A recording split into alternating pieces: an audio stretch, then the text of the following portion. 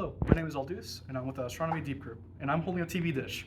You may ask, why am I holding a TV dish? Well, this is just a little rudimentary radio telescope. Right now, it's connected to a bank of AA batteries, which is powering the little LMB over here. The LMB is fed into our signal meter.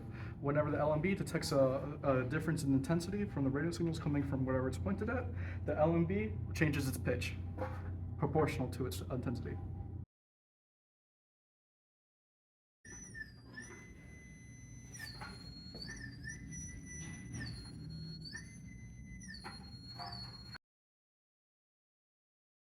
Since the sun produces light that covers the entire electromagnetic spectrum, we can detect the radio waves coming from that spectrum using this as a rudimentary radio telescope.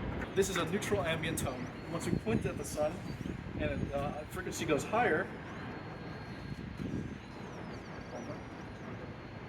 that means there's greater intensity going into the TV dish. Higher intensity of radio waves coming into the TV dish,